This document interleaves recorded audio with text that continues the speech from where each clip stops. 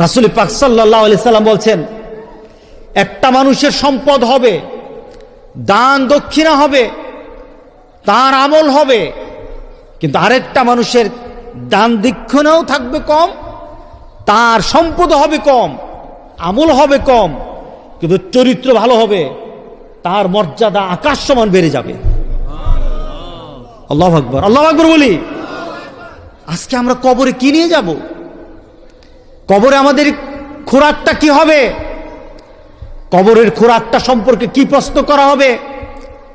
আপনার কবরবাসী যতজন গিয়েছে তাদেরকে প্রশ্ন করা হয়েছে, আপনিও যাবেন, প্রশ্ন করা হবে। কথা ঠিক আছে কিনা বলেন? আল্লাহ সুবহানাহু ওয়া তাআলা এটার ব্যাপারে একটা প্রতিযোগিতার কথা একটা আয়াতে আমাদেরকে জানিয়ে দিলেন।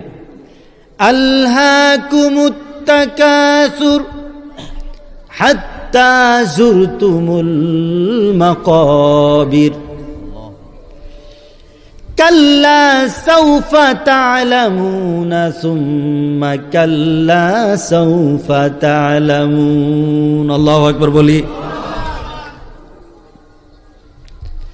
প্রাচুর্যের লালসা, সম্পদের লালসা তোমাকে গাফেল করে দিয়েছে। আলহাকুমুত তাকাসুর, টাকা বাড়াতে হবে, টাকা বাড়াতে হবে, টাকা বাড়াতে হবে। তুমি ব্যবসায় বসে থাকো, তুমি তোমার চাকরিতে বসে থাকো, তুমি তোমার কাজে ব্যস্ত হয়ে থাকো, সারাটাক্ষণ কাজ চিন্তা করো, সম্পদ চিন্তা করো, তুমি তোমার দুনিয়ার কথা চিন্তা করো। ফাঁকি দিয়ে আসর চলে যায়, ফাঁকি দিয়ে মাগরিব চলে যায়, ফাঁকি দিয়ে এশা চলে যায়, ব্যস্ততার সাথে সাথে রাত্রেবেলা ঘুমাও, ফজর চলে যায়, জুহুর চলে যায়। কি বলেন, ঠিক আছে কিনা বলেন? তোমার কাজ কর্মের ফাঁকে ফাঁকে কত কাজগুলি চলে যায়। আপনি আপনার বাবার জন্য দোয়া করতে হবে, এটাই কিন্তু ইসলাম। কথা ঠিক আছে কিনা বলেন? রাগ করতেছেন? নবীরা বিপদে পড়েছে। আচ্ছা বলেন তো, আমাদের কাছে একটা দোয়া আছে, দোয়াটা খুব পরিচিত, আমরা এটা খতমও পড়াই, কিন্তু নিজে পড়ি না। নিজে বিপদে আছি, নিজে পড়ে না। হুজুর এটা খতম পড়াই দেন। আর মেয়ে তুমি পড়ো না, না এটা হুজুর আমি ব্যস্ত আছি। রাগ করতেছেন নাকি? আমি বললাম না, আমি সবক দেব।